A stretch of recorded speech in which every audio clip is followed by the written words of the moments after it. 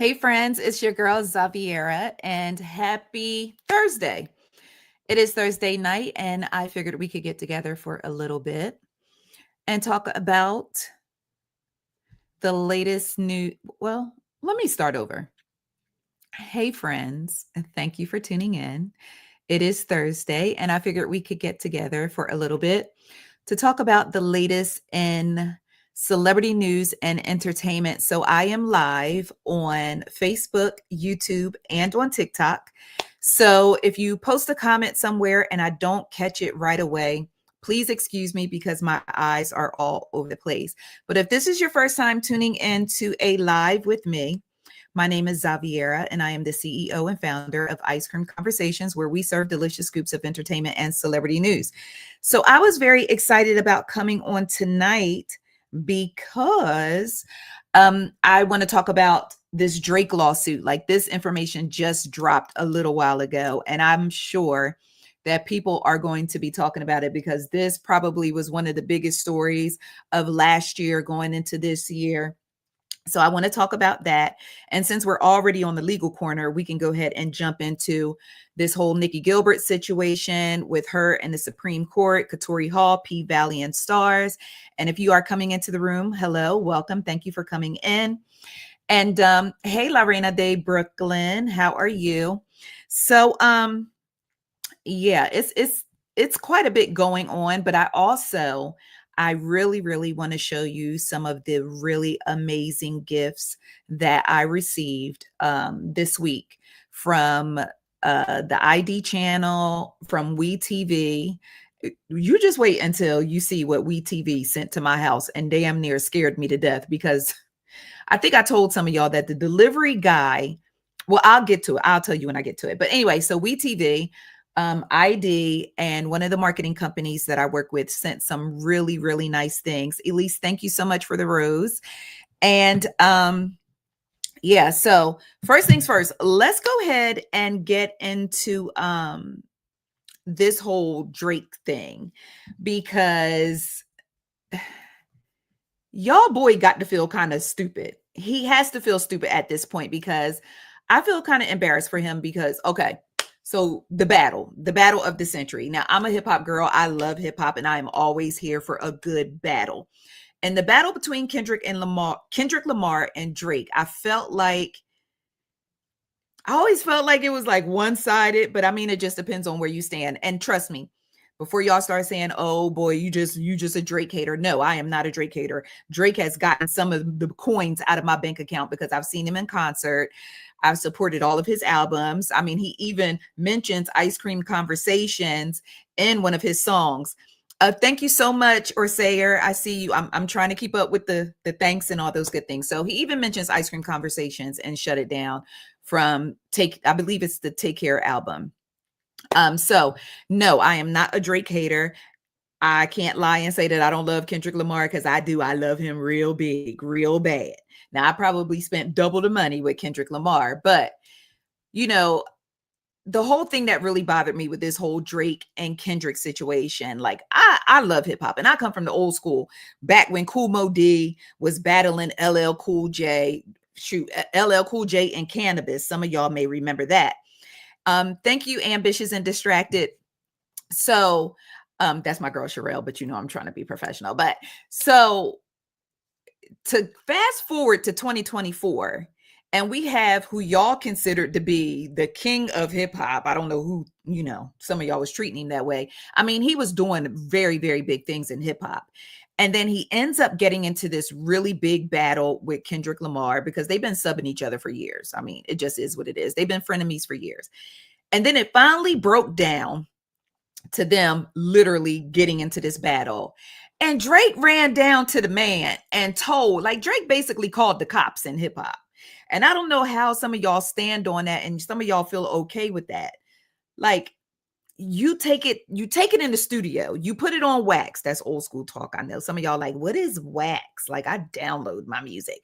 Well, that's some old school terms right there. You know what I'm saying? Like, you just keep going back and forth until you can't go back and forth no more. You don't involve the people. It's almost like you went down to the playground, you was talking smack, They punched you in the face, took your ball, you went home and had your mom call the police. And it's like all that hard talk and all the different patois Drake tried to use here, there, and everywhere. It's like all that tough talk you did. Like you was down in New Orleans running around with Lil Wayne. They ain't teach you nothing down there about being tough. You went to the police. Well, he didn't technically go to the police, but you filed a lawsuit. Like your mama DNA jumped straight out of your chest. You went down there and filed a lawsuit. So it's like, for me personally, imagine if Jay-Z had filed a lawsuit on Nas after Nas dropped Ether.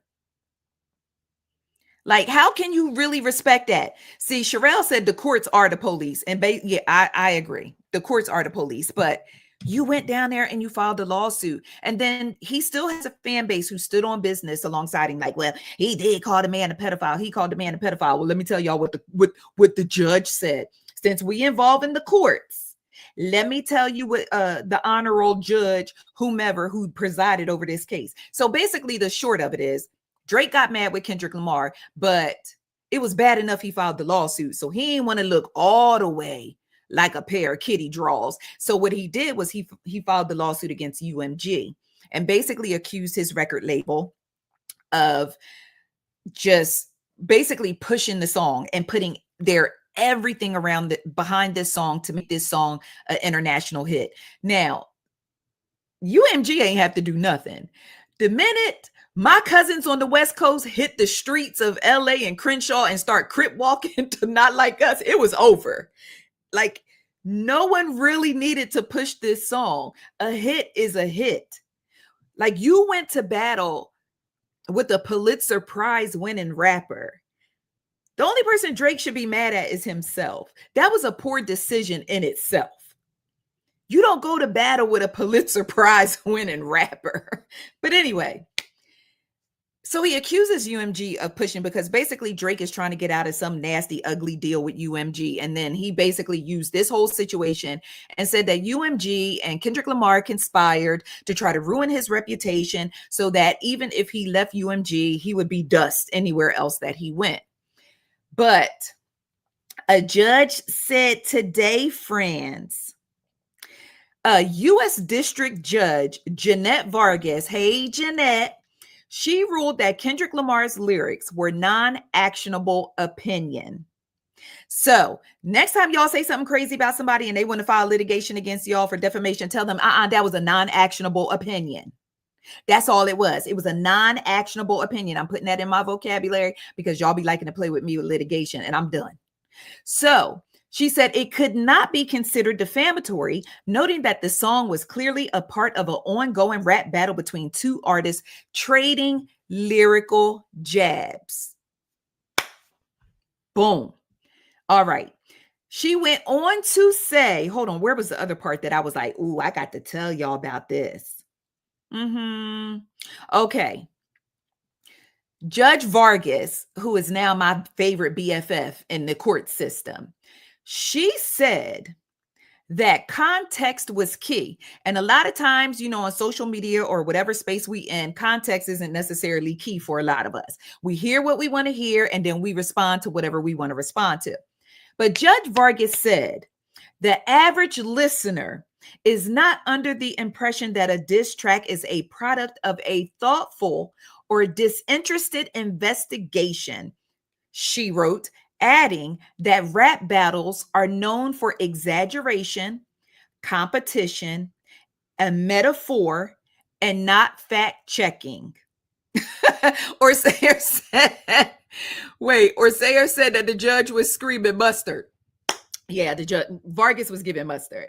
But the reality of this is Judge Vargas basically said what all of us with good sense knew. And I understand. And here's the other thing that really, really pissed me off about Drake's lawsuit. Wherever you are watching, drop down in the comments below and let me know, do you feel like Drake actually had a case? Do you feel like he was well within his right to file this lawsuit? Or do you feel like this was just a punk ass move? Like it was just a coward move? Like you really out here filing a lawsuit in a rap battle? But the other thing that really pissed me off about Drake's lawsuit against UMG is Drake accused UMG of doing to him the same tactics that I feel like they used to put him in our face all of these years to make him the superstar that he is. Like he said, oh, well, you log on to this and they put not like us in all these different playlists. And they did. And they told all the YouTubers that they wouldn't get copyright strikes if they go ahead and put not like us in their videos and this, that, and the other. And okay, but Drake, how many times have I been in from down H&M to Starbucks to down? They even singing not what is it? What was that song Drake had that they damn near was singing it in church? So it's like you were literally using the same tactics that you are accusing UMG of using against you. Now, am I caping for UMG? Hell no, because UMG need to do salt and pepper right. Now, UMG, you need to do right by salt and pepper. Go on and give them girls their things. So I'm not caping for a record label because Tribe Called Quest told me a long time ago, industry rule industry rule 4080, record industry people are shady. So I already know how that goes. But Drake, you done embarrassed yourself down to the thing. You done embarrassed yourself in front of all of us. You done went and filed this lawsuit. Now your reputation, real hip hop heads, your reputation is ruined amongst us because you tried to bring the police into a rap battle. Jay-Z said he literally put a condom in Nas's baby girl's car seat. Nas didn't go file no lawsuit. Ice Cube told them people no Vaseline. We talking about anal penetration without a lubricant, and nobody filed a lawsuit.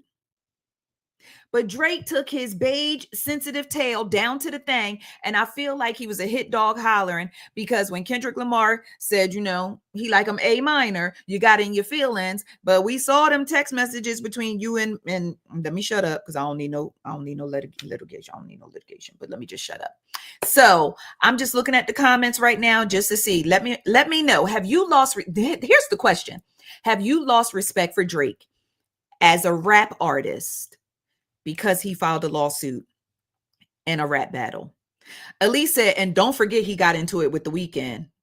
And you know, okay, Drake is really spiraling right now, and a certain part of me kind of has empathy for him, but at the same time I feel like he brought it on himself because he got too big for his britches. He started because he's been on top for so long. He's breaking all these records. They're starting to compare his discography and his record sales to Michael Jackson. So I could easily understand how a beige bandit would kind of lose his way with that, right? So he started feeling himself and he started feeling like he was larger than life in the music industry. And then imagine like you feel you on top. Thank you so much. Thank you so much, Natalie G, for thank y'all. I see the things popping up on TikTok. I'm gonna learn the proper way to thank y'all. Trust me. But you know, he's sitting on top of the world, right? And imagine if you are in a space where you have convinced yourself, everybody around you have convinced you that you are the man. But then it's still a group of people that's still talking about this Negro over here. Now, no matter what. And then J. Cole, God bless J. Cole, because I'm still praying about how I feel about J. Cole, because J. Cole basically threw a punch in a fist fight and then took off running. And I love J. Cole. And J. Cole is one of our top lyricists. I know that. I recognize that. He is a kind and gentle soul. And, you know, depending on who you ask, some people say, well, J. Cole realized that he had bit off more than he could chew. So he spit out the food. Okay, that's cool. But I come from a place where once you throw a punch, you can't decide you don't want to fight no more. J. Cole put out a whole diss track. And we was like, Jermaine, this ain't it, baby. Because see, they wanted to have the big three. Kendrick said it's just big me. And then everybody got in their feelings. Their draws got a little tighter than they usually are. And then I guess somebody was like, oh, Cole, you gonna have to say something. And you know what? I don't have proof of this, but for some reason, I feel like Drake and J. Cole had a telephone conversation. And Drake was like, hey, you gonna say something? If you say something, I'll say something. But you got to say something. They expect me to say something, but you go ahead and say something first. I'm gonna leave the lane open for you to go ahead and say something. You say something, then I'm gonna come in, and then we're gonna jump this N-word. So J. Cole was like, okay. He fell for the okie doke. He went in there, he put together the song. I don't even remember the name of the song. I think he should have named it Might Delete Later. I don't know. Was that the name of the song? For some reason, I feel like it was, but that's what he should have named it. He puts the song out. As soon as I listened to it, I said, this ain't it. This ain't it. Because Kendrick went crazy on like that. And for J. Cole to pop out, I said, this ain't it, Jermaine. Jermaine, gone back down to your mama's house in North Carolina and sit on the roof. This ain't it. This not it right here. So then when everybody started saying this ain't it, and that, like, ooh, J. Cole, we love you, but baby, ooh. And I got scared for him personally because I said, if Kendrick Lamar responds to this, J. Cole gonna lose a couple of dreads. A few locks are going to disengage themselves from that man's head and go about their own way.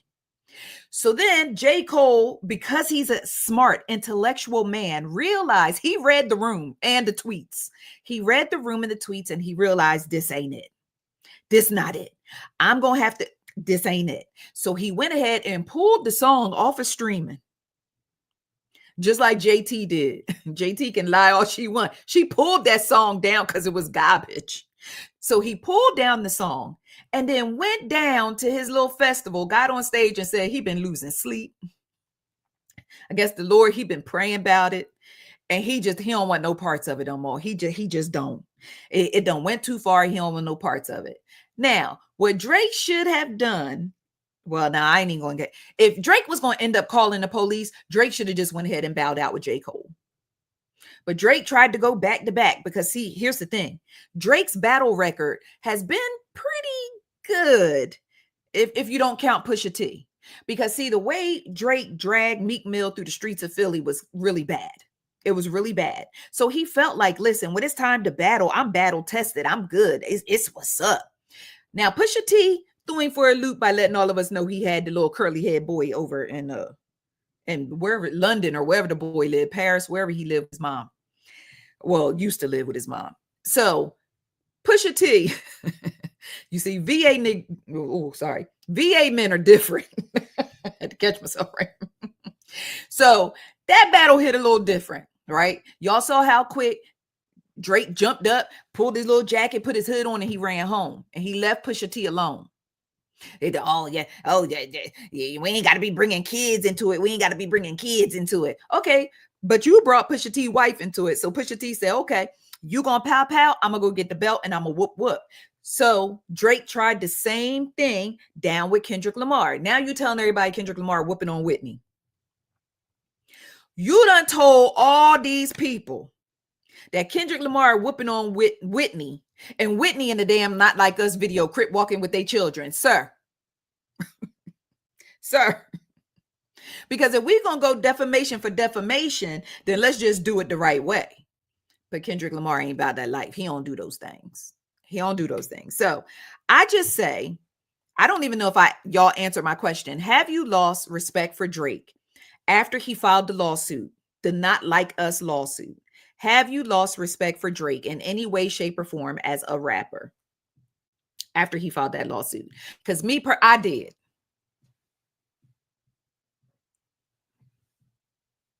Both hands held high.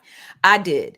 And it's almost like there's a part of me that empathizes with Drake, because imagine you trying to battle this dude when you know you probably should have let it go, but you kept on going.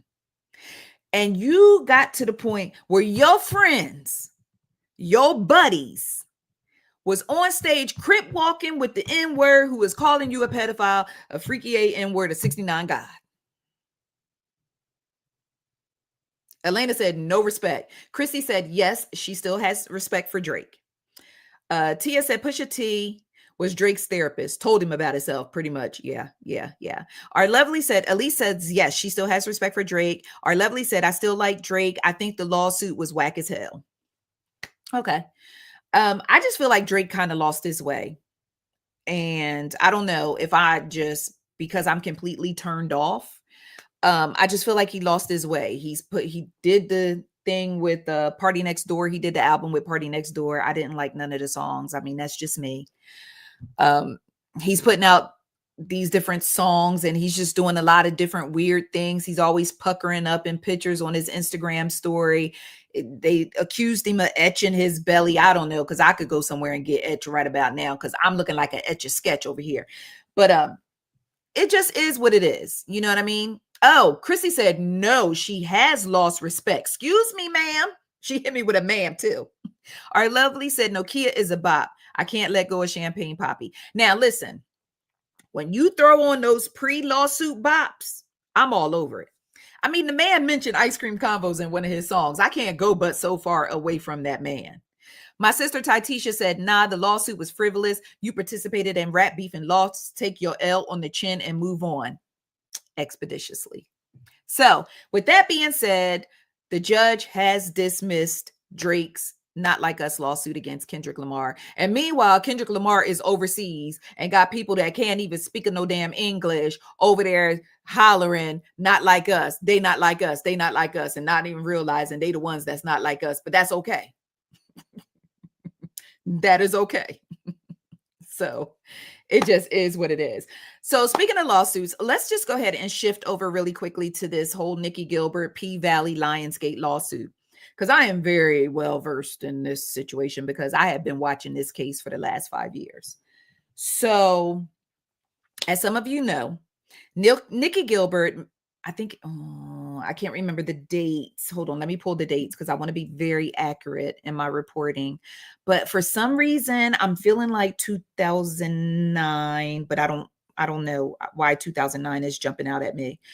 But after a 5-year battle, a U.S. Supreme Court has officially denied Nikki Gilbert's petition, claiming that Lionsgate, the hit series P Valley, and Lionsgate basically conspired to steal from her stage play, Soul Kittens Cabaret. Okay. So I remember, I think it was like after the second season of P Valley came out when Nikki first said something. I think she let the first season go. She didn't really say nothing, but it was the second season when she got on social media and she said something and she called P Valley out, because that caught my, by that time I was so engulfed in P Valley, I was down to the paint. I was helping Lil Murder, I was helping him fry up the wings and making sure they was extra crispy so Uncle Clifford wouldn't be complaining about them. I was making sure Miss Mississippi outfits was laid out together, sprayed with Febreze, because they be smoking in the club a lot. And I ain't want her little outfits to be smelling stank when she be doing her lap dances. I'm fully invested in P Valley because I just really enjoyed the show. And I don't know if some of y'all are old enough to remember, HBO used to have a series about strippers. And for some reason, the name of it has escaped me, but I remembered the name last week. But it was a show. It came on around the same era as Oz, when Oz used to come on. So it was, oh man, I feel like it has something with high heels or something like that. Hold on, I got to look it up. Because it's going to drive me crazy. Let me say. But I used to love that god darn, wait, was it a stripper show or was it about hoes? Either way, what was the stripper? G-String Divas. It was about the strippers. Some of y'all may be old enough to remember G-String Divas. Okay, Elise said yes. Or Sayer said, I remember. Elise just laughing. Do y'all remember? Yes, my sister Ty said G-String Divas. Do y'all remember G-String Divas? Okay, so that, I feel like HBO was kind of responsible for my just for my curiosity when it comes to strippers because of G-String Divas. So I felt like P Valley just replaced that itch that G-String Divas started. Okay. I used to love that freaking show. So I'm fully invested. So Nikki comes out, she blasts P Valley, she blasts Lionsgate, and she's like, hey, this series like stole from my. So I was like, hold on, what is going on? Stop the press. So Nikki filed a lawsuit, but after filing the lawsuit, like Nikki was very vocal. She would come on. She even accused, a matter of fact, let me go right in here because I'm gonna tell y'all all the headlines. She accused P Valley of exploiting children because in the beginning, when it be like down in the valley where the girls get naked, 1, 2, break them. 3, 4, break them. So remember when they had the little kids looking through the little gates in the hood and the dirty mattresses and stuff in the lawn? She was saying that they were exploiting children because they showed a child in the beginning. And I was like, ooh, okay. But you know what? When somebody do you wrong, you just feel how you feel. So I can't knock her for feeling how she felt about the thing. But I was just like, ooh, that's kind of like okay. So anyway, she goes and she files this lawsuit. She files the lawsuit. She accuses Lionsgate, Katori Hall, like all the other writers that are involved with the show of stealing from Soul Kittens Cabaret. Now, for those of you who are like, well, what is a Soul Kitten Cabaret? Soul Kitten Cabaret was Nikki Gilbert's stage play that she actually filmed and turned it into a film, or either she just went straight to a film. I'm not sure. I can't remember. But it was available. It is available. I think she told me she took it down. She told me she took it down, but at one point in time, it was available on Prime Video. And it basically had very similar elements. Like it had the dude that was in charge of the strip club. It had the dancers. It had the girl, remember in the beginning of P Valley when I can't think of her name right now, but it's the light-skinned young lady who was like the main star, like the main lead of the first season when she first came in. And then she eventually left. She's the one who lost her baby and then had like the crazy man that was kind of stalking her and all those crazy things. So she hold on one second, y'all. Okay. So she basically was saying that like that was similar to her storyline. She pointed out a bunch of similarities between the two of them, but when she presented the video evidence, I went in immediately and looked at it because my job, right? So I went in immediately and looked at her receipts. Like she had this whole video where she took like a scene from Soul Kittens Cabaret, and then she took a scene from P Valley and was like, these are the two scenes. This is the scene that they stole from. And I was just like, ooh, okay. And it felt more, I just didn't see it. Like, I'm just going to be honest. It wouldn't have been enough if I were a juror. It wouldn't have been enough to convince me to be like, yeah, these people just stole from you. Thank you so much, Tara. It just wasn't enough to convince me. But again, I'm not the judge and jury. I'm just a media person who writes about different things going on in celebrity news and entertainment. So I'm like, okay. So then let me just read some of these headlines over the years. Okay. Let me just go right in here. All right, so it was 2022 that Nikki Gilbert originally filed the copyright infringement lawsuit against Starz over P Valley. Then from there, she said she did file before the season 2 premiere because she said that she was upset about the season 2 premiere. She said that P Valley getting renewed felt like she got punched in the face. Then she went on. By November 2022, she accused P Valley of exploiting children in the opening credits. Then there was some stuff with her and Tory Lanez. And then in January 2023, she expressed her disappointment after P Valley received 6 NAACP Image Award nominations. I can't remember if they won or I don't know. Then in May of 2024, she blamed the media for destroying Black and brown families. After the video of Diddy assaulting Cassie was released. Okay, I know we took a left turn right there.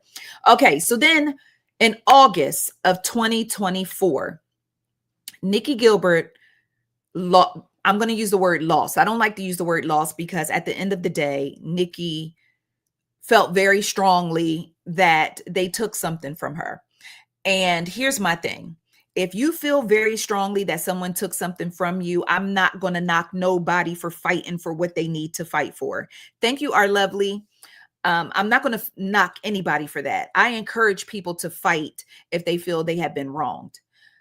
A judge threw out her lawsuit against Lionsgate over P-Valley, I guess around August 2024. And after the judge threw out, oh, thank you. Reezy said that P-Valley actually won 4 NAACP Image Awards. Thank you, Reezy, for that. So the judge threw out her case. And after throwing out her case, the judge actually hit Nikki Gilbert with $600,000 in legal fees that she had to pay to Lionsgate for taking them to court over this matter.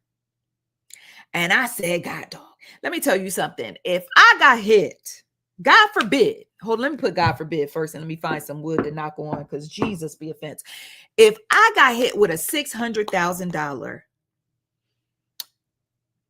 judgment, I'm gonna let y'all know right now, I'm faking my death. I'm faking my death. Y'all gonna see a blog post. I'm gonna write it myself, but I'm gonna write it as a guest blogger about how the Lord called me home unexpectedly. They're gonna say she was down to the Papados. We know she had ordered the seafood platter because she really liked the seafood platter, but she get one piece of catfish fried and the other one blackened. She usually get the raspberry tea with extra lemon, but she went to the restroom and in an unlikely turn of events, the Lord untimely called her home. Sure is. And I'm gonna pay at least 3 people to co-sign it. I'm gonna pay at least 3 people to co-sign it. I know my sister Tatisha, she gonna ride or die for me, anything. So I'm going to literally have her do like a Tyler Perry movie and go down to the funeral and try to pull me up out the casket like they do down to the Tyler Perry movies. We're gonna fake my death real good. Okay. We're gonna have a cyber funeral. We're gonna do all those things. We're going to do those things. JoJo said Lionsgate has deep pockets and they can pay for high dollar attorneys. Their budget far surpasses hers. Absolutely. I absolutely agree. And my sister said, Andy is. So listen, we're going to have a few. We're going to go all out. We're going to try to get Johnny Gill to be like, my. Didn't expect the Lord to call her home. We're going to do it all. We're going to go all out. Okay. It's going to be a Tyler Perry situation down to my fume. But after that, Nikki Gilbert, after the $600,000, the judge tossed out her case, the $600 judgment. She filed an appeal because she was like, no, she filed an appeal. Child, the appeals court also ruled against her and then hit her with another 170. At that point, my ghost gonna come back from heaven and boo all the people involved in the courtroom. We're gonna boo the jurors. We're gonna boo we're gonna boo the court reporter, the stenographer, all them. We booing. I'm booing everybody. We booing. Oh, my sister said we got to get Kiki Wyatt to sing because that's her girl. So yeah, we can get Kiki, my girl. So we can get her. But so now we up to 700. Let me do the quick math. Boom, boom, boom. $770,000. And it got to the point where, and y'all know, I recently interviewed Nikki, and after talking to her, my heart went out to her in such a major way after talking to her, because she was breaking down things to me and explaining things to me that would make anyone with logical or critical thinking skills be like, wait a minute, something in the milk ain't clean with this. Something in the milk ain't clean with this. Like, this woman, it ain't the Lulu. Okay. But we also have to understand that watch TV. Let's take it back to when we was kids.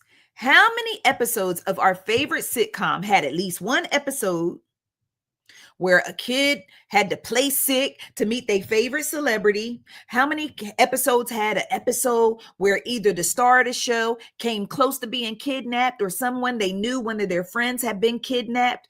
Like, there are no new ideas in Hollywood. Everything is recycled in some way, shape, or form.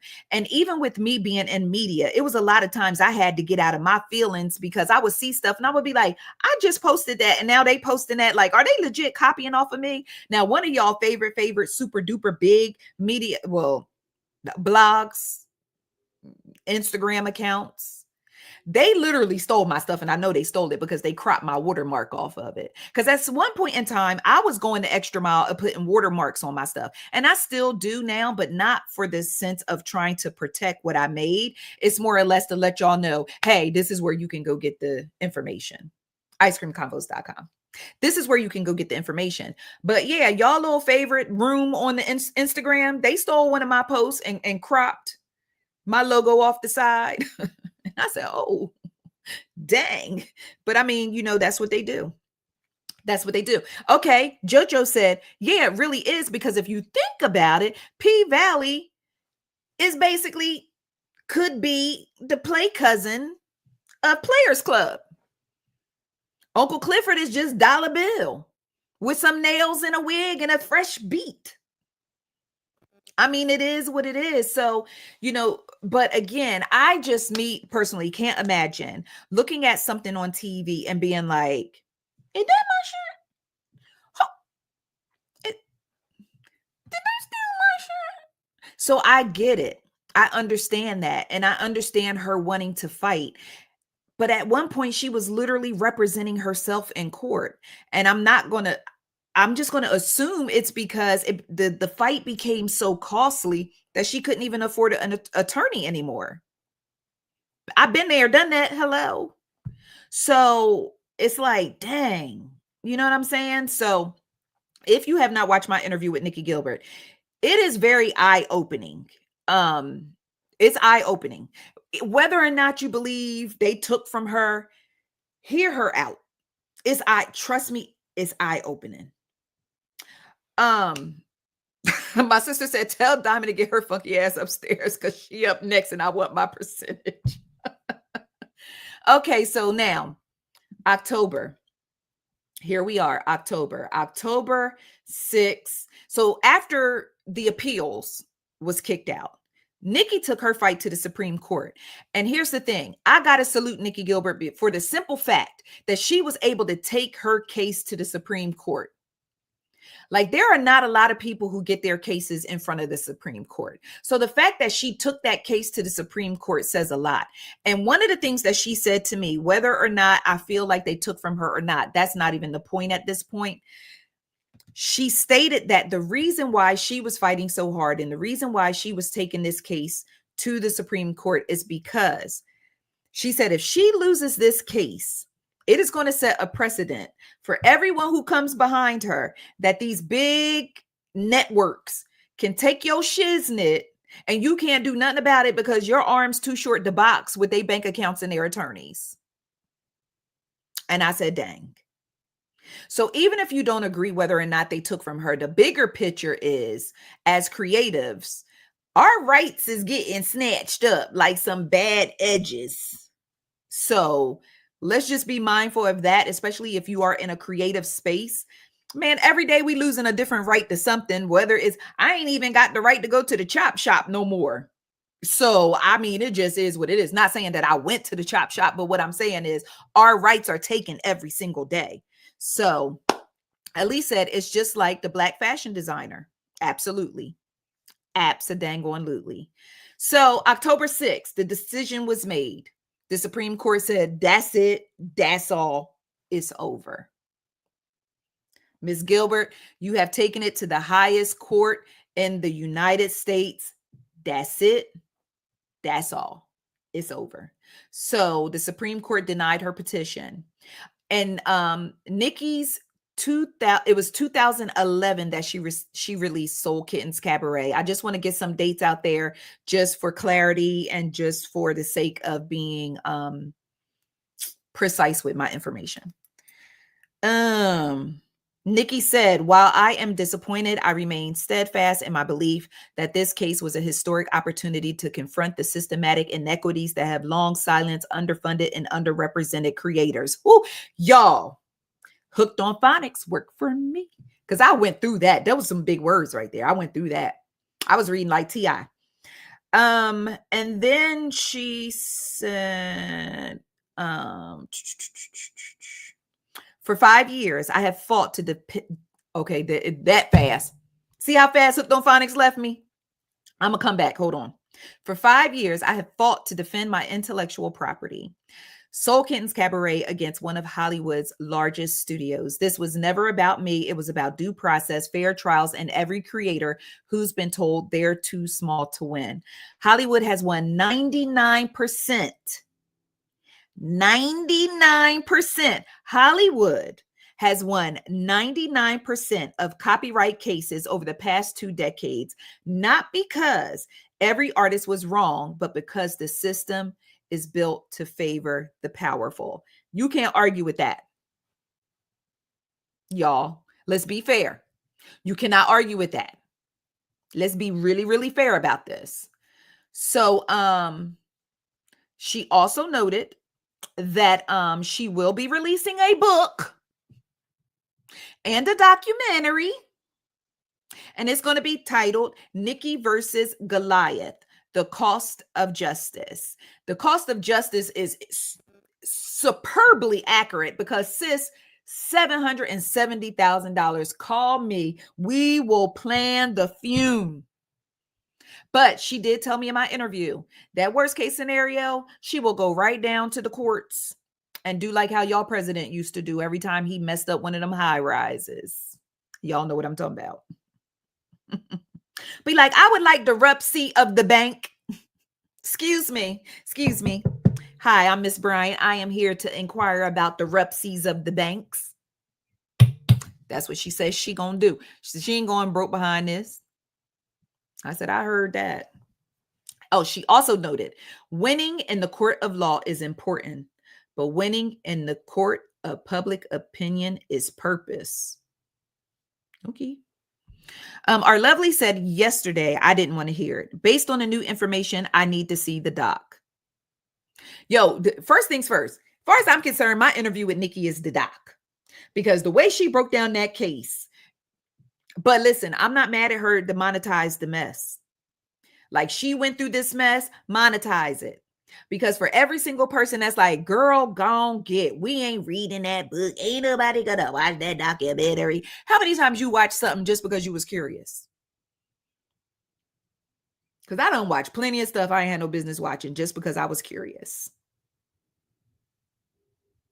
So, I mean, it is what it is. But so moving on. So Nikki, she spoke out. Meanwhile, down at the Pink, Katori Hall, for the very first time in 5 years, Katori Hall says something publicly about this case. Now, what I am going to tell y'all is Katori never, ever said anything directly to Nikki. She never said anything directly addressing this case. But Katori was dropping subliminals every which way, all up and down the streets of social media. Because I know shade when I see it, and I was catching it. I saw it. So she was dropping shade. You know what I'm saying? She was doing different things. Like if Nikki says something about P-Valley, something, then Katori would turn around and be like, P-Valley season 3 loading. Like it was that type of stuff. They ain't go Nikki and Cardi. But they were still throwing the subs. Well, Nikki was outright with it. Nikki was like, P-Valley, Lionsgate. Nikki was saying it with her whole chest. But Katori was like, you know, she was just throwing a little shade here and there, throwing a little shade here and there. Well, she released a statement. And the first word of the statement was denied. She said on October 6, 2025, the Supreme Court rejected an appeal from Nikki Gibbert, who claimed my television series P-Valley infringed on her copyrighted work. Katori said, for good reason, I have never read, seen, or been given Soul Kittens Cabaret. She went on to say, during my deposition, I found an early draft of the play in a 2009 email. Now, she's talking about her own play. She's not talking about Soul Kittens Cabaret, because Katori had a 2009 stage play called Punani Valley. I don't want to say that word because, you know, sometimes my grandbabies be finding my socials and I don't know how, but Punani Valley. and it was her 2009 stage play.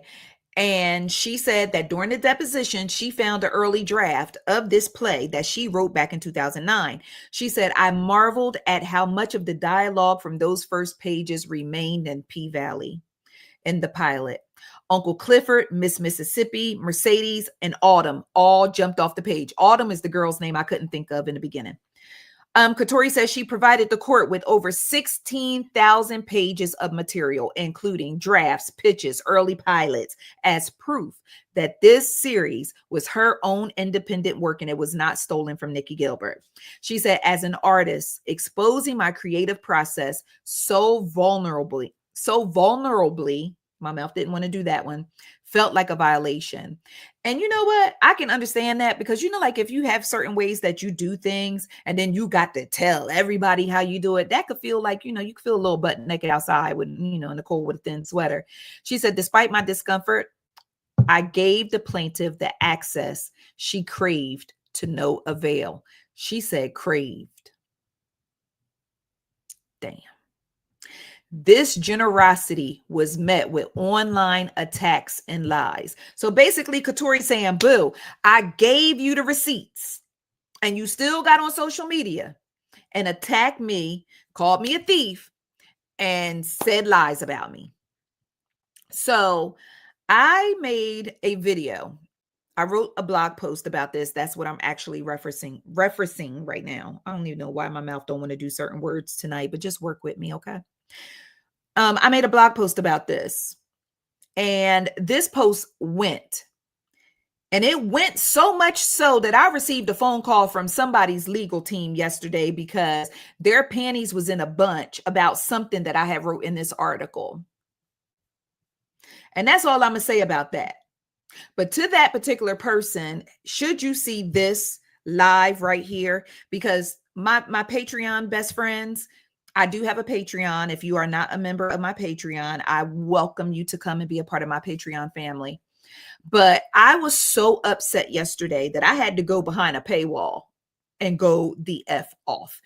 And because of the simple fact that I got litigation PTSD. Okay. I was targeted in a lawsuit and I did my best to fight it. Again, I was innocent. I did my best to fight it. And basically my pocketbook wasn't long. My pocketbook wasn't long enough to fight it. My pocketbook wasn't deep enough to fight this case the way I needed to fight it. So I had to tap out. And I had to tap out to the tune of a 5-figure settlement. 5. 1, 2, 3, 4, 5. So that's 3 zeros on the back, a comma, and 2 numbers in the front. 2 numbers in the front. And I had to settle. So I have litigation PTSD. And our lovely said, leave it at that. Okay. But I just want to say this one last thing, because our lovely said, leave it at that. I just want to say that I am very disappointed. And I'm going to just put this out there to anyone else. Our lovely said, Jesus. No, I just want to put this out there to anyone else. Whether you are a celebrity, whether you are an ICC friend, whether you are one of my best friends, or just someone who I have written about at some point in time on Ice Cream Conversations or icecreamconvos.com. If for any reason you have an issue with anything that I write on that website, I am not that girl. I am the person that you can send an email to. I am the person that you can call. I am the person that you can send a DM. I am the person that you can text me and say, friend, Xaviera, Miss Bryant, hey girl, hey, could you do me a favor and just maybe take that little part off right there? You did not have to Drake me. You went down to you went to the people, a la Aubrey Graham. You acting like a beige bandit, and you went down there and you had dumb people call me to check me about something that I wrote in my article. And let me tell y'all something, and I'm just going to say this for that, and I'm going to just leave it at that. Latia said, just that simple. And it is. It's actually just that simple. The only time I have only refused to remove something one time. And I'm going to tell y'all what I refuse to remove. And then you can go ahead and let me know how y'all feel about it, because I am always open to constructive criticism. Our Lovely said it was an intimidation tactic. And that was exactly what it was. It was intimidation. I'm thinking these people calling me about one thing and it turned out to be something else. But anyway, the one thing I refused to remove from my website was there was a person in the school system. I'm going to say that. There was a person in the school system that mistreated a child. It was captured on video and the story went viral. And this particular person mistreated this child for what they thought this child was, because they didn't agree with what they thought this child was. Now, some of y'all going to be able to read between the lines. They mistreated this child based off of who this child was as a person, or what they thought this child was. And the story was a big story. I wrote about it. And yes, when I write, anything that I write, I don't think I finished this point. Anything that I write is either written, like documented written, or it has been said to me where I can say, oh, hold on a second. Let me go get that receipt for you. Boom. I don't make up anything. There is nothing on Ice Cream Conversations that you will read that is made up outside of some stupid whoop-de-doo behind cliche type of saying I come up with. If you listen to me talk, y'all know I always come up with like some little doofy saying here and there, right? But as far as information is concerned, I will die on the information highway. Like, I'm going to make sure that my stuff is as accurate as possible. And y'all know I be feeling so bad. I want to go into hiding when I get misinformation, or for any reason, I relay some information that is not accurate. I am so embarrassed. I am hurt. I'm humiliated because I humiliated myself, and I feel bad and feel like I need to give all of y'all an apology. I don't sit at home and just make up stuff just to put it out there and get clicks on my site, like I see a lot of all the rest of them do.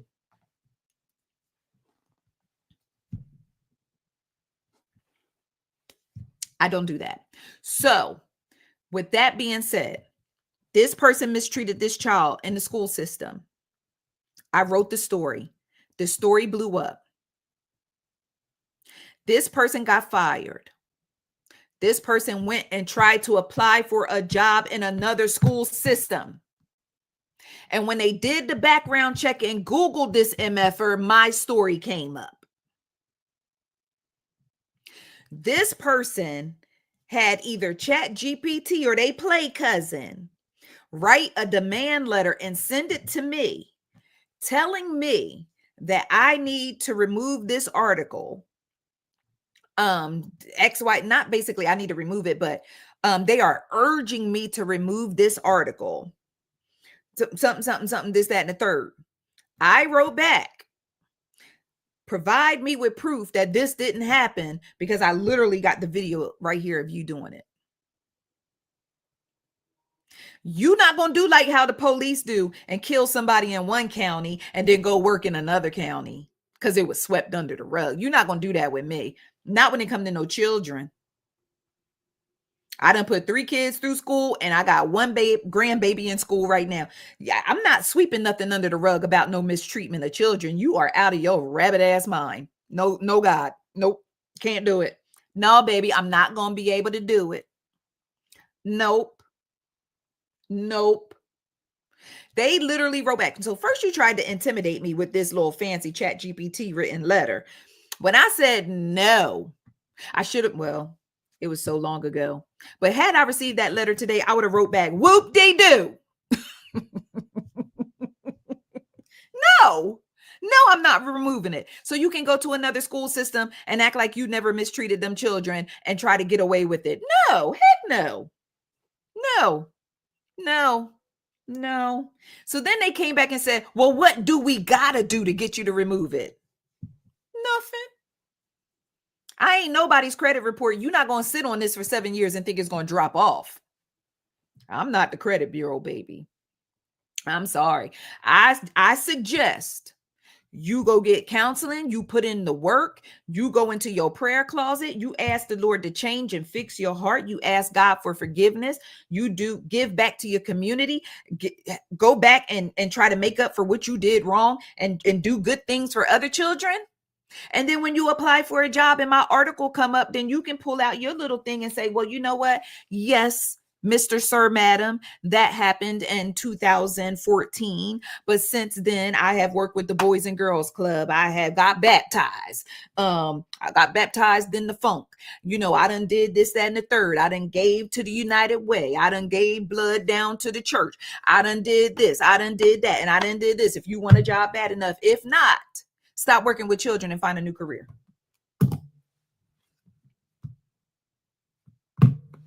You're not gonna mistreat children on my watch and then tell me I need to take it down. Whoop-de-doo. Got me messed up. I've been waiting to say whoop-de-doo to somebody. I just been waiting for somebody to be like all in their feelings or trying to I should have said whoop-de-doo when I got that phone call yesterday. But anyway. So that's that on that. Okay, so how long have I been talking? I have been talking for almost an hour. Thank you so much to everyone who is watching the live, whether you are watching it on Facebook, YouTube, whether you are watching it here on TikTok. I see my friends here on TikTok. So one of the other things that I wanted to do was I wanted to show you guys some of the really, really beautiful and thoughtful gifts that I received this week from some of my media friends. So the first thing that I'm going to have to do is, before I get started, I'm going to gently push my desk back. Hopefully my computer don't flip off my desk because I'm going to need room. I'm going to have to push my desk back. Hold on. Because I forgot to push my desk back earlier before I got started. Okay. Do I have enough room? Okay, I might need just a little bit more room because it's show and tell time. If you're ready for some show and tell, write show and tell in the comments. Y'all got to say show and tell. Nobody's saying show and tell. We want to have show and tell. I'm going to show y'all. Okay. All right. Thank you. Our lovely says show and tell. Oh, thank you. All right. All right. Okay. Deborah says show and tell. JoJo says show and tell. Latia says show and tell. Okay, y'all. So the first thing that I want to show you guys, hold on, be right back. Let me just grab this stuff. All right. Okay. Okay, I'm back. So the first thing that I want to show you all, now this first gift came in from Brand One LA Agency. And I don't know if some of you guys know, but if you follow Ice Cream Combos, and if you're not following Ice Cream Combos, what are you doing? What are you doing? But I mean, anyway. So make sure, if you have not done so already, that you have joined the Ice Cream Combos email list, because typically when I have giveaways and I do screenings, I give away passes to screenings. I give away Fandango codes to see movies free. The last movie that I gave away Fandango codes for was One Battle After Another. So I work with different marketing companies just to help you guys know what movies and TV shows are coming out.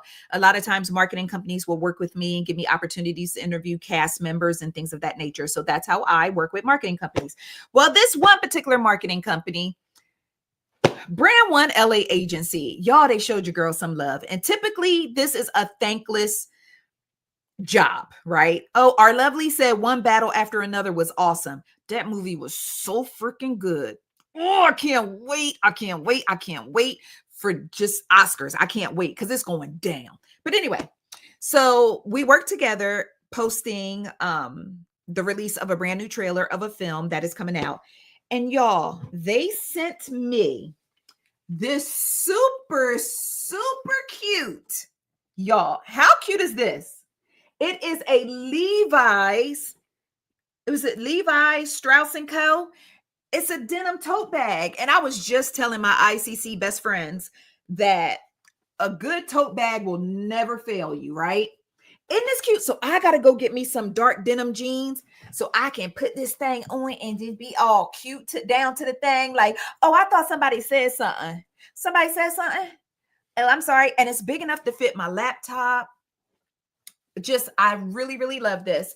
And then they sent me this cute little note here, and it says, "Thank you so much for all that you do, Marcus, Dulce, and Eileen." Look at that. I think it's Aileen, but it's Eileen. I don't know. I hope it's Aileen. I think it's Aileen. But yeah, thank you. Isn't this sweet? Okay. So I was all hyped. I was like, oh, thank you. That's so cute. So I gotta get me some jeans. Though the reason why I typically don't wear Levi's jeans is because I can't find stretch jeans. And I'm at this point in my life where I need everything to stretch. I need everything to stretch because Juicy got them crazy. So I got some things going on here. But anyway, okay, so that's number one. All right, let me put this over here. Okay, so next I received this really, look at the packaging. How dope is this? Look at the packaging on this. Wait. From the ID channel. And look at the bow. I love bows. So hold on. Let me move this over. So I just had to show y'all the presentation because presentation is everything with a gift. So when I open it up, hold on. I've already opened this, so it's going to already look open. But it says, "No excuse for abuse." And it has the sticker on there. So as many of you are well aware, October is Domestic Violence Awareness Month, just like it is also Breast Cancer Awareness Month. But it is Domestic Violence Awareness Month. So ID, hi guys. They sent this along here and it says, "This October, Investigation Discovery proudly presents the 4th year of its impactful No Excuse for Abuse campaign. In alignment with Domestic Violence Awareness Month, this campaign underscores ID's unwavering commitment to shedding light on the multifaceted and complex dynamics of intimate partner violence. This throw blanket offers more than warmth and comfort. It's a gentle reminder that support surrounds us even in the darkest moments. With each one gifted, an identical blanket has been donated to a survivor in a DC metro area domestic violence shelter, honoring the safe havens that help rebuild lives. ID is dedicated to empowering viewers with the knowledge and tools necessary to identify all forms of domestic violence, find support if needed, and resources. Please visit our website at noexcuseforabuse.com. That is noexcuseforabuse.com. And join the conversation by using the hashtag #NoExcuseForAbuse. Y'all, can we just, for all of our domestic violence survivors, for those who are still silently fighting the battle, can you just put hashtag #NoExcuseForAbuse in the chats? Just, yeah, because someone somewhere is suffering silently and that's not something you necessarily want everyone to know. This blanket, this throw, hold on. Hold on. TikTok is making me verify that I'm still here. Okay. All right, I'm back. Thank you so much, Latia. Thank you, Christy. I see it. Thank you. Thank you, y'all. Thank y'all so much for that. All right, y'all, look at this blankie. So y'all know I be laid up. Thank you, Our Lovely. Thank you, Karen. Thank you, Tiffany. Okay, y'all, look at this throw. Hold on.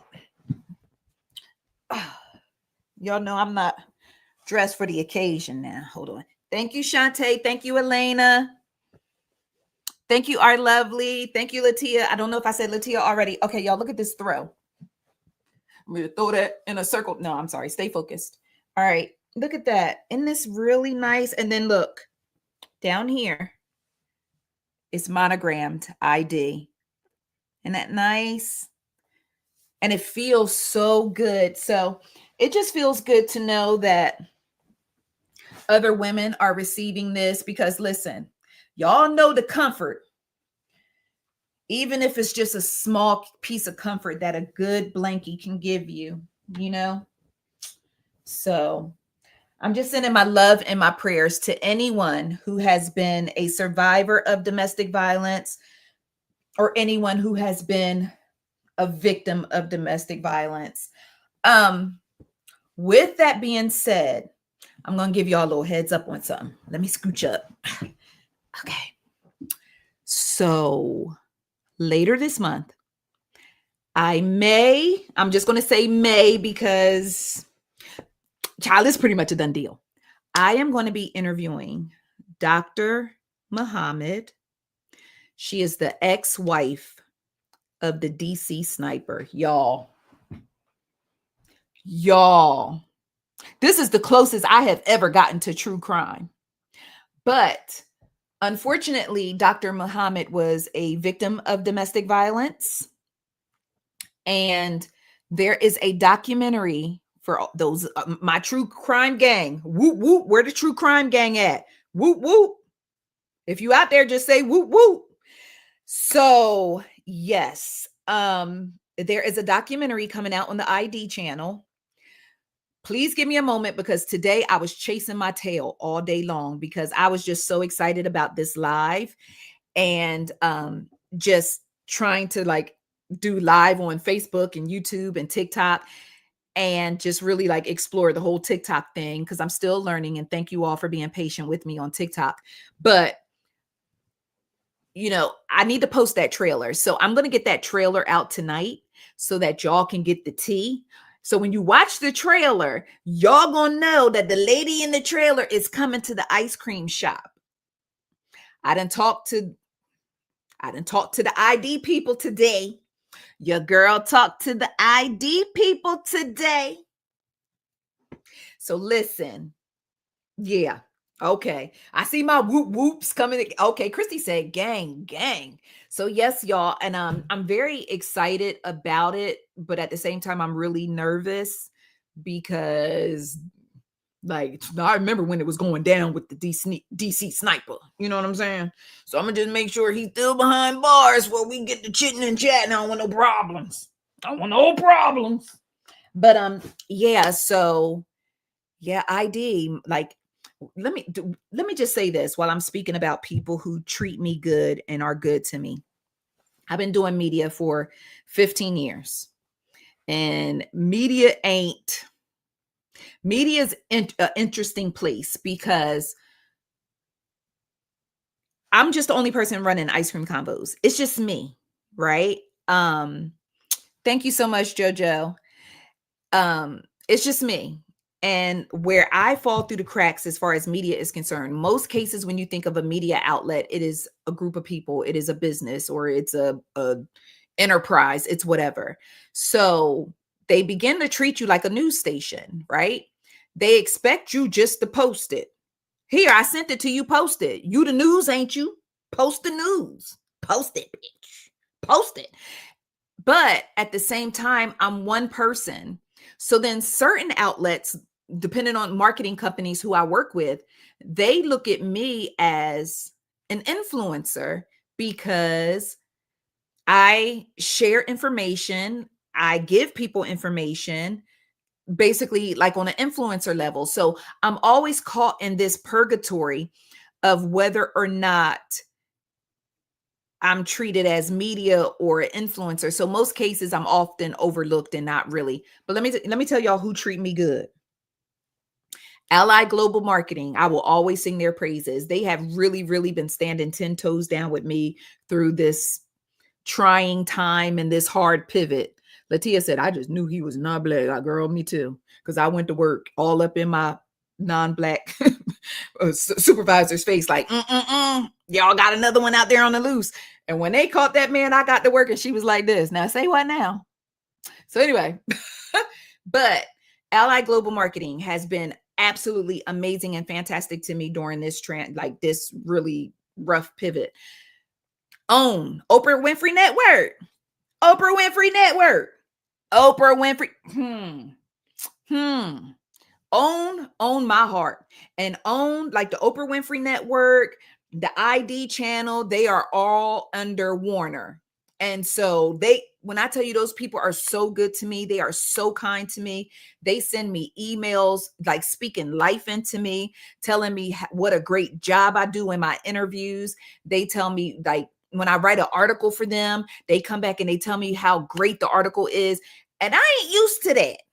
I feel like I have been in a toxic relationship with media and different companies for 15 years. And now I done found me, Aaron, Pierre, that Mufasa. And now these people treating me so good. And it's almost like, okay. Y'all sending stuff to my house. Sending me denim totes. These lovely, the throw blankets and stuff. On sent me them chocolates. Y'all remember the chocolates On sent? Listen, look, I got stuff up here. That gold box right there, that's On. That box right there, that's WeTV, which leads me to my segue. Y'all not gonna believe what WeTV sent to my house. WeTV sent a box so big to my house that I thought somebody was breaking in my house. Because the delivery man, I didn't hear the delivery truck pull up.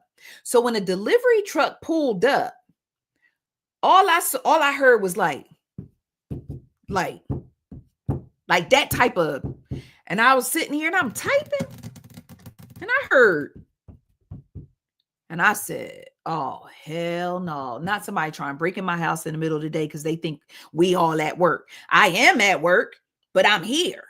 So I'm like, dog. So I'm like, all right, well, it's fight or flight because I'm the only one here. So right when I was getting ready to grab some type of weapon or try to make a weapon out of something off of my little rack back here, probably grab that bottle right there because the people who gave that to me, they turned out not to be shiznit. So I probably would have grabbed this bottle right here to crack it over somebody's head. So, oh, thank you so much for following. I appreciate you. If you guys are in the chat, if you follow me, just follow me. Let's connect. So right when I'm getting ready to go downstairs to fight, the doorbell ring. So then I'm like, oh, they bold. They just gonna ring the doorbell and line me up when I open up the front door. So I'm shook. So I look out the window because, I've seen enough movies. I mean, true crime. Hello. And I am the ambassador of the true crime committee. So I'm like, all right, I look out the window and I see FedEx. And I'm like, oh. So I open up the front door, but I don't see any packages. So I'm like, so the FedEx man just sitting there. So I'm looking, he looking, I'm looking, he looking, I'm looking, and it's raining. Now I had did my hair that day because I was going to do some videos for TikTok. And I'm like, I don't want to go outside. So I grab a blanket and throw it over my head. I look out the door and he had leaned the box up against my garage. The box was so big. That's what sounded like this. So because the box was so big, I tried to do an unboxing video the other night and I didn't have enough space behind me and the video came out. It was a hot mess. So I said, you know what? Instead, when people send things here to me, and if they are kind enough to send things here to me, I'm just going to go live and I'm just going to show it to y'all. And that way, when y'all get ready to watch TV or y'all get ready to watch something, you can say, oh, you know what? I'm going to support OWN because I know OWN support my girl. I'm going to watch the ID channel because I know ID treat Black creators good. Y'all get what I'm saying? Like, it's a correlation. And I think that's why it's important to share when you are being treated well, because we'll always be ready to share when we get mistreated. But I also think it's important. Hey, Miss Tigress. Tigress, I think it's also important to share when we are being treated well so that we all know who to support, right? With that being said, give me 1 second so I can show y'all what WeTV sent to my house. I had to unbox all of it. Okay. It's Christy. Christy said, I'm going to join. She literally said, I'm about to join TikTok and came right over here. I love y'all so much. Thank you so much for the gifts. Y'all are so beautiful. Okay. Hold on. Okay. I gotta move this chair. Hold on. Oh, Lord. Here we go. Here go the disaster. Y'all hear the rumbling? I'm trying to get it together. If you came into the live and don't see me, I'm here. I'm just trying to get it together. Okay. Behold the ridiculousness of WeTV sent this here box. Y'all, look, compared to my body, WeTV sent this here box. Okay, Latia said, oh my God, it's right. Listen, I had to empty the contents because I could barely hold the thing up. Will somebody come look at this? WeTV. Let's name them. Trina, Mama Evelyn. That's Tamara, not Tamar. That is Tony B. Braxton, who celebrated her birthday the other day, and that's Tawanda. One day I'm going to do a story time about when I went to Tawanda's 40th birthday party. So listen, when I send up the bat signal for y'all to show WeTV love, I'm going to need y'all to show them love in the club. You hear me? Okay? Listen. All right. This just the box. All right. I'll be right back. Okay. All right. First things first. I might as well stand up at this point because ain't no sitting back down. Well, let me pull my shirt down so I don't be looking. Sorry. Okay. Look. So first things first, I had got this little satchel. So I'm like, okay, satchel. What's in the satchel? Hold on. Let me leave my computer, my desk computer up so y'all can get me while I'm standing up. Okay, that's better. Okay. So I'm like, okay, satchel. So I pulled it out. I said, oh, they must have sent me a bonnet or something. No, y'all, they ain't sent me no bonnet. Hold on. They done sent me some grown folks jammies. Okay. WeTV done sent me some monogram jammies. Hold on. Oh. So I creep. Yeah, I just keep it on the down low. So nobody else supposed to know. So I creep. Yeah. What? Come on. The Braxtons. Okay. And they got the little bottoms right here, but I ain't going to pull these sweatpants off. But look at that. Oh, I. Isn't it nice? Okay. I said, come on, WeTV. And it feel all silky stuff. I hid these from my husband. I don't need no drama this week. Let her play a rest. All right, y'all. Let me show you whoop-dee-doo what was in this big ass box.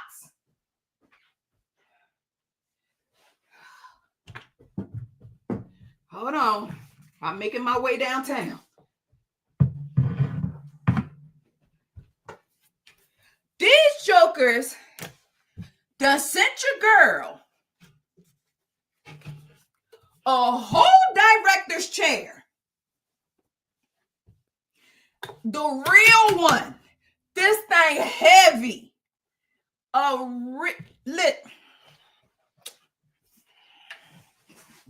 Hey, quiet on the set. Tamar. No. Put your phone down. Quiet on the set. Hey, Mama Evelyn, is the collard greens done? Okay. Tawanda, brush your head.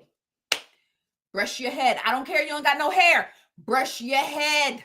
Oil it up. Do something. Y'all. Wait. Oh, don't mind my socks. I got my socks on today. But I'm sorry. I thought somebody in media said something. Excuse me? I thought somebody in media said something. I should just get on social media and flex and just take a picture like this.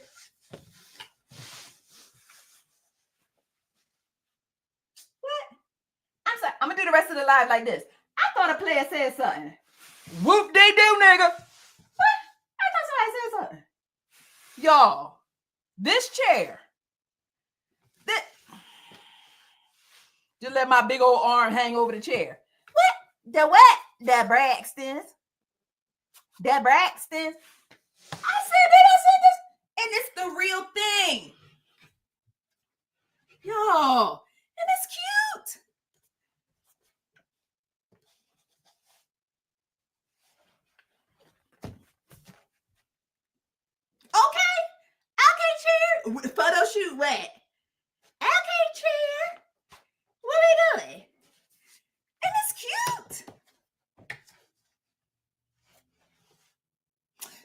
be trolling Taylor. I can sit in this chair. Okay. And it's nice though. I'm all out of breath from carrying it. It's heavy. Look, you know it's sturdy. Look at these clamps. We TV. Y'all goddamn. I said, this is probably the biggest. Y'all, let's look at this box again. Hold on. Oh, I'm gonna sleep good tonight. I'm just tired. Look at this. Somebody come look at this box. This box is beautiful. Look how beautiful this box is. Come on, Trina. Okay. Now, out of the Braxtons, the only Braxtons that I haven't met, Tony, I saw her, but I didn't meet her. Tony, I ain't met Mama Evelyn. And I never met Tracy, but rest in peace, Tracy. But child, listen, I might do the Braxtons done showed out on me. I ain't even got room to put it up here. So they gonna mess up my own marketing and stuff. Let me see. Are you gonna stay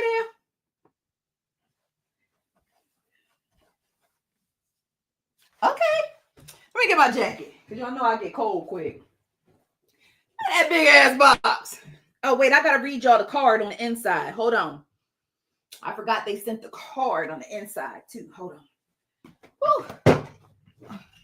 And We TV sent me this too. Hold on. This is my other box from OWN. When I tell y'all OWN be stepping out, I said, I thought it was some cash in it the way it was shining. We TV sent me this too. But this got a whole record player in it. This got a record player in it, and it's heavy. So I'm gonna put this back up here. Y'all, I'm running out of space. But I am blessed and I'm not complaining. Because half of the time people don't even care enough to think about me to even send me anything. So, okay. All right. Now I'm tired. Elena said, thumbtack it to your wall. Yeah, but it cover up my ICC. So I can't leave it there because it cover up my ICC. But it do look cute with all the little things back there. Duh. I got to move Miss Deb over a little bit so we can see Miss Deb. But look at the brass and look at Tony. Tony talking about. Okay. The card. The card is equally as beautiful. Yeah, Amy, that was a whole workout. Girl, I am tired. Shantae said, I can't troll Tamar no more. Tamar probably don't even know these people sent this to me, but okay, I'll act right. Because We TV, I'm sorry. Thank you. It says, one of the founding families of reality TV, the Braxtons, is back, proving that no one does drama like Tony, Tawanda. I'm going to start over. Proving no one does drama like Tony, Tawanda, Trina, Tamar, and Miss Evelyn. Pull up your director's chair and get cozy in your PJs for the return of the Braxtons, the one roller coaster ride of a season.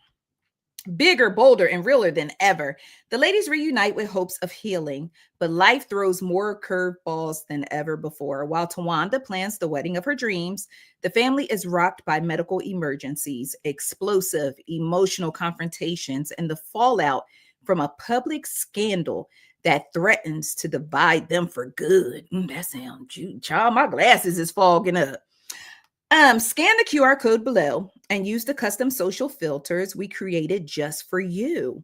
They created something just for me. Isn't that sweet? Okay. We encourage you to share your photos and videos, and don't forget to tag We TV via Facebook, Instagram, TikTok, and X so we can share with the fans worldwide. We appreciate your support. Oh, you know what? They dog whistling. I'm about to have them jammies on and be sitting in my director's chair with my leg throwed up. Leg throwed up. And I'm going to post my pictures. And I'm going to need y'all to like my pictures, though, because I don't want them posted. And thank you so much for the gift. I don't want my pictures posted and nobody like them, because then I'm going to be embarrassed down to the We TV. So when I post the picture, I'm going to need y'all to come up. I'm going to have to send y'all the link and be like, please, just, yeah.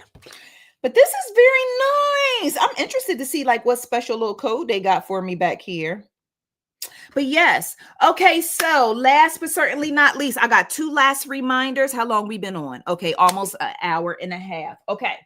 So look, first thing I want to remind y'all, I'm doing a lot of moving around and I'm getting hot. I hope I don't get gassy. I had McDonald's earlier. Okay.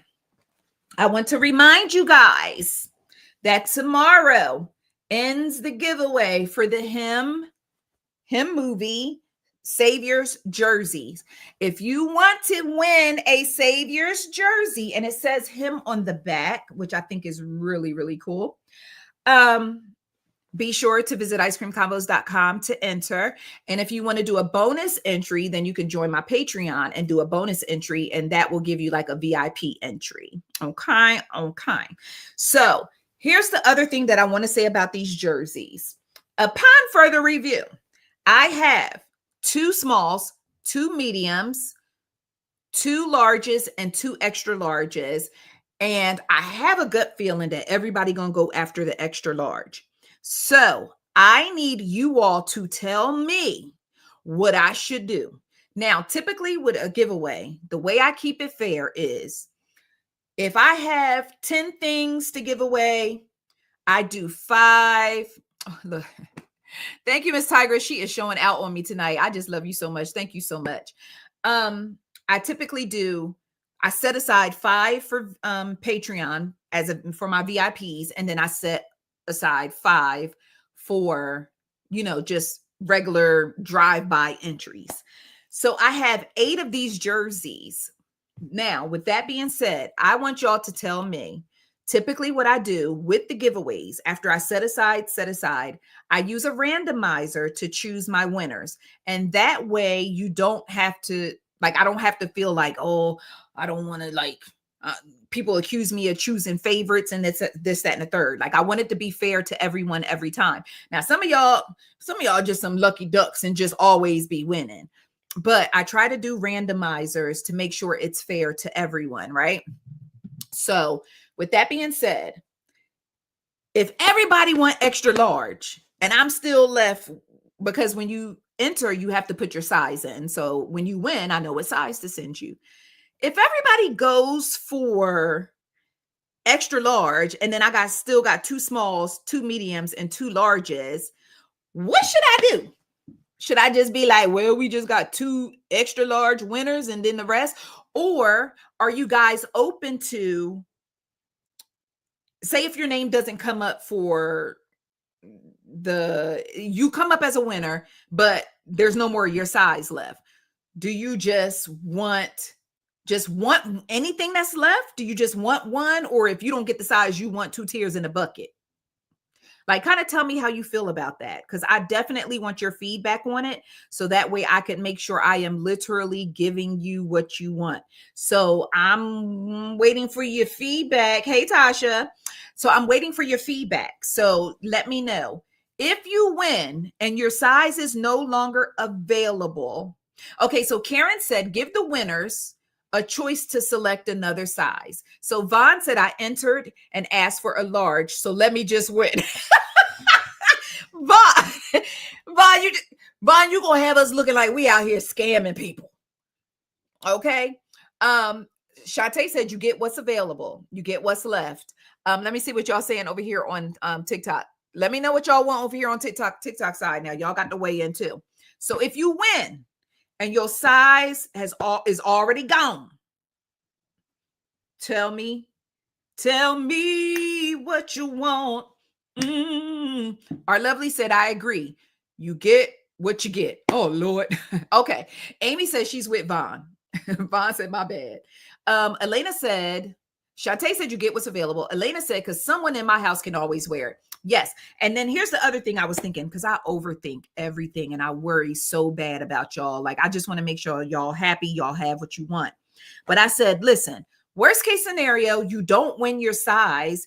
You can always have it as a souvenir. You know what I'm saying? I used to when I used to get cool stuff, I used to pin it up on the wall, or if you got a a young guy in your house, a son, a nephew, or somebody, you can always like put it in like the little frame to the back like that and it say him, or like hang it. Y'all know what I'm talking about when you just hang stuff.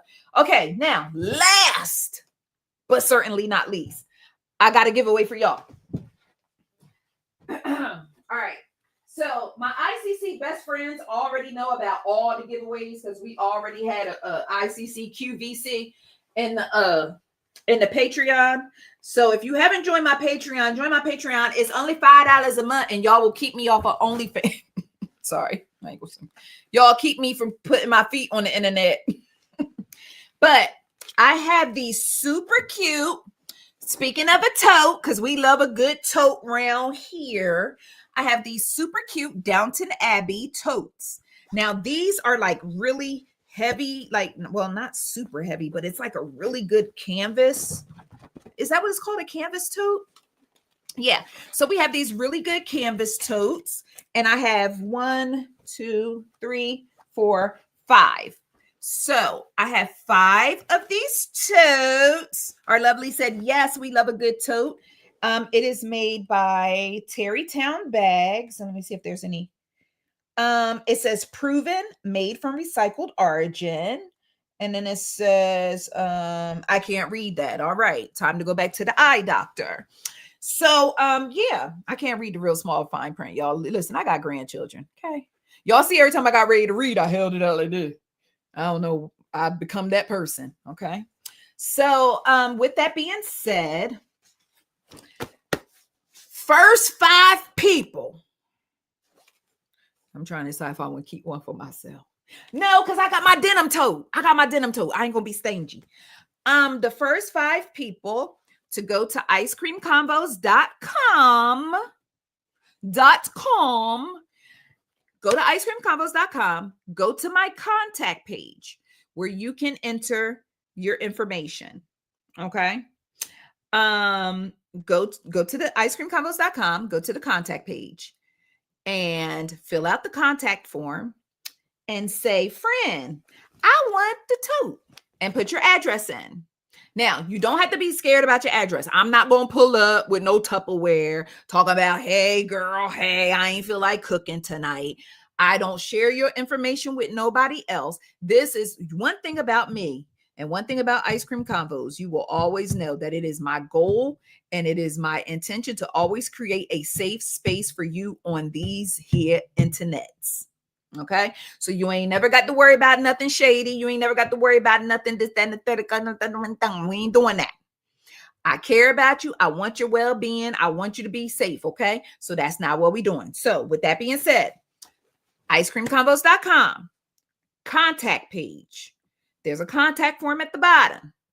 Just fill it out. And in the little space where it say what you want, it don't say what you want, but basically what you want. Just go ahead. See, Shantae said facts. See, look. Wait, Elena said, I'm out. Go get her tote. Elena done left the damn chat. I probably shouldn't have told y'all that till I was getting ready to go. Elena done left it. Elena, come back, baby. Elena said, I'm going to get my damn tote. So here's what I'm going to try to do. I have quite a bit of giveaways. Okay. Like one of my marketing companies really looked out, and I have some really cool stuff. Everything is not going to be like it just came out. I have some Downton Abbey stuff. I have some Freakier Friday stuff. I have some Conjuring stuff. I have, what else, y'all? I got some more Downton Abbey stuff. I have some Snow White stuff. Just really cute things that you're just be like, oh, that's so cute. Okay, I want a little something, something. And listen, free be free. Okay. I mean, it just is what it is. But anyway, I think Elena left for real because she ain't said she said she leave. But yes, so Ice Cream Convos contact page, use the contact form, and just fill it out and say, friend, I want the tote, and put your address in. First 5 people will get the tote. Now, do y'all feel like if a whole bunch of people enter, I should use the randomizer or just keep it to the first 5 people? So just say random or first five. Because if I'm gonna let y'all choose, because again, I just work for y'all. So y'all tell me what to do. First five or random. Because see, Elena already over there, so we already down to 4 totes. Okay, our lovely said first five. Vaughn said first five. Latia said random. All right, I'm gonna need a few more votes. Come on. I'm gonna need a few more votes. Let me know. First five or random. All right, we got another vote for first five. Mari Million said first five. Thank you, Mari. Okay. Deborah said random. Tasha said random. Okay, so now I'm gonna have to add these up. All right, Facebook, YouTube, y'all got to chime in now because TikTok telling me what to do here. Amy said first five. Vaughn said first five. Elena still ain't said nothing. Elena gone. Shantae said first five because you already said it. Oh, well, I guess I do got to stand on business. I guess I said first five. Okay, so I'm going to do first five for this one. And then our next giveaway, what is something I have a whole bunch of?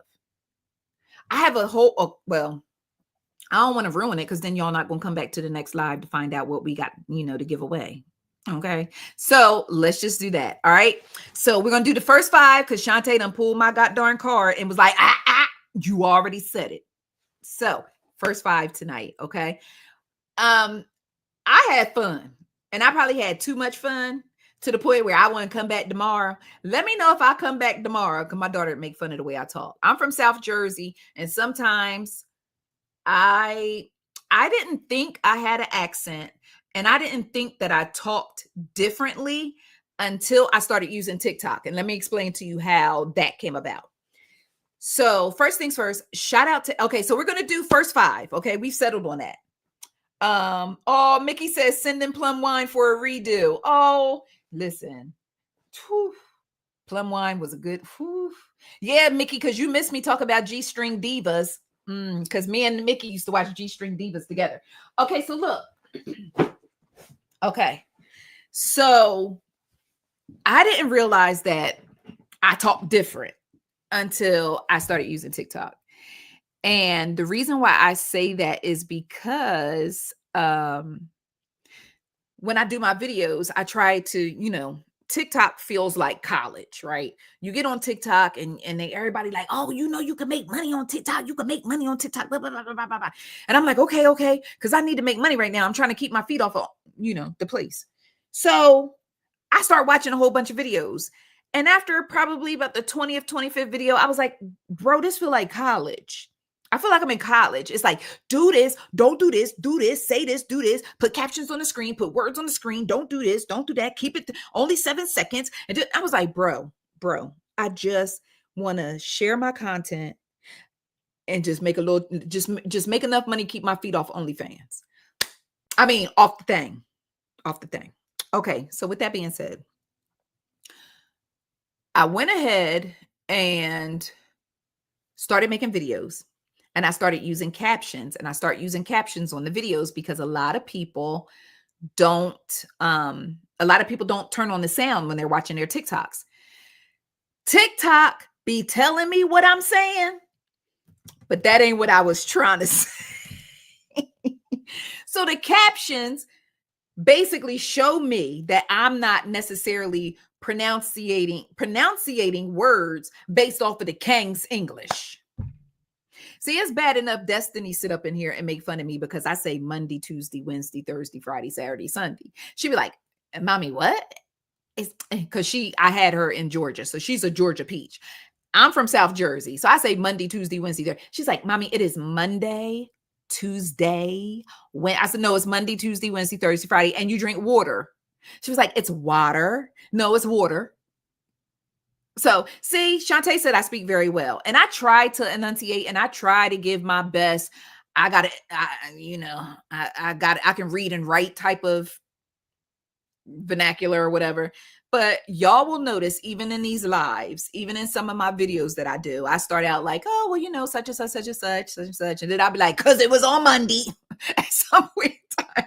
If you watch my interview with Mr. Ernie Hudson, I cracked myself up so bad watching that interview back because y'all know Mr. Hudson is Mr. Hudson. And some of y'all know what I went through to get that interview done. And I'm talking to him. And at some point he said something. And I was like, and is I was like, or something. I caught myself and I was like, I know that's right. Talk your talk, Mr. And I was like, oh my gosh, I just told Mr. Hudson to talk his talk. But he was so cool. Oh my gosh, I have never loved a celebrity that I have interviewed the way I love Mr. Hudson. I love that man so like I love like to the point where I put on my calendar, send Mr. Hudson a gift for his birthday. I love that man.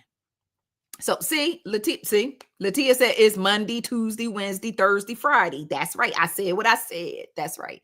So with that being said, yeah, I'm trying to learn TikTok, like my Facebook and my YouTube family. I'm trying to get my bearings on YouTube. My Facebook family has been holding me down for the whole 15 years. That just my holding me down. But I don't even know how I got off that tangent because I ramble, in case you didn't know.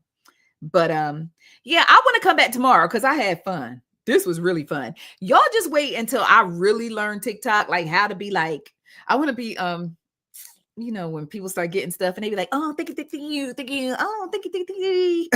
I watched I be watching TikTok lives to try to learn the etiquette, y'all. And them people who really got TikTok down to a science be having me tweaking because I'm like, bro, ain't no way on earth I'm gonna be able to do all that. See, Jazz said, friend, I didn't know you were Southern. I'm actually from South Jersey. That's the North.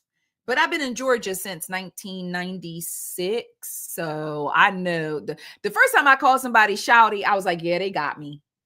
They got me. So now I'm just like, whoop, they do. So, yeah, like, yeah, Mickey was like 20 years. I'm South. Yeah, I'm South now, but I be trying to hang on to my little bit of New Jersey. Oh, I be trying to hold on to it.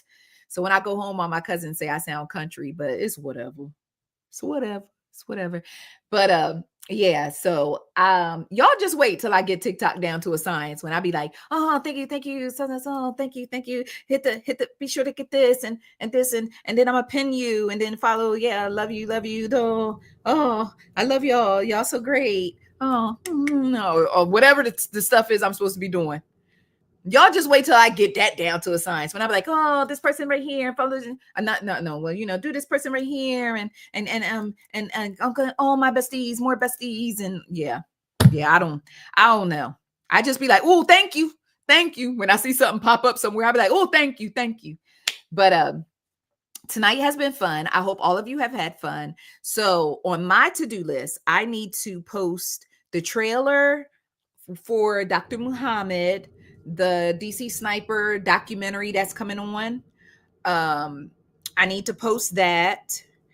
I also need to post the trailer for the Braxtons because the Braxtons actually premieres tomorrow, October 10th at 8 p.m. on WeTV, and you can stream it on All Black and AMC Plus. Okay, I just want to make sure I get that out because I got to do my job now. I mean, we can have fun, but I still got to do my job.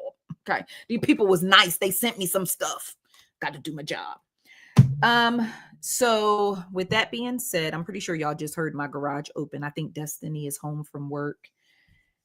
What time is it? Yeah, maybe she's home from work, or maybe that's her dad.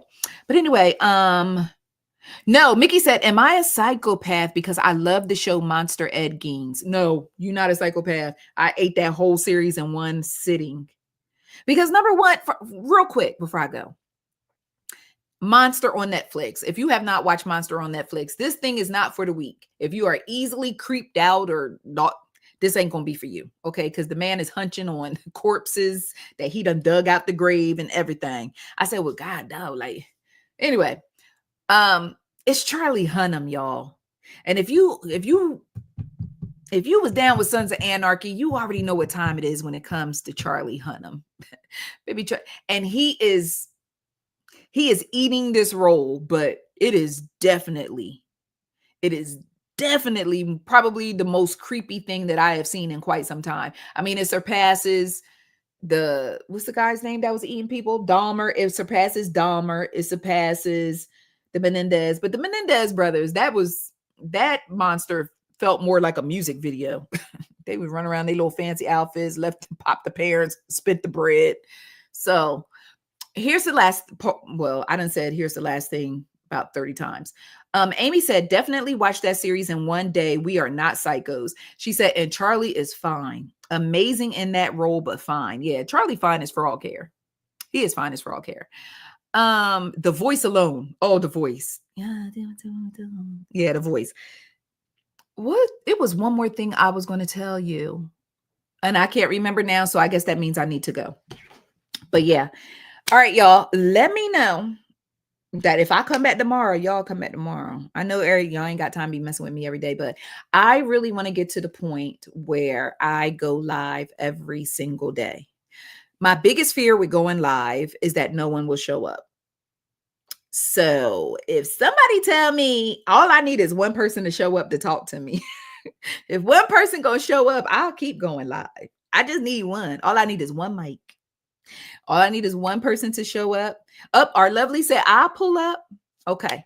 So I would really love getting up. Tiffany says she'll be there. I'll be there. Latia says she'll be there. Best friend Lynette says she'll be there. Camelda says she'll be there. Shantae said, yes. Take us back to the Friday night. Like, oh yeah, tomorrow is Friday. So that's perfect. Okay. So tomorrow, Vaughn said she coming back tomorrow. Tomorrow. Yes. Oh, she said she listens to the Miss Tiger says she listens to, well, that's Christy, y'all. She says she listens to the lives at work too. So count her in. Okay. Deborah says she gonna be there because y'all know Deborah be going to bed early. Deborah don't be playing with us. Mickey said Tamari. She'll be here tomorrow.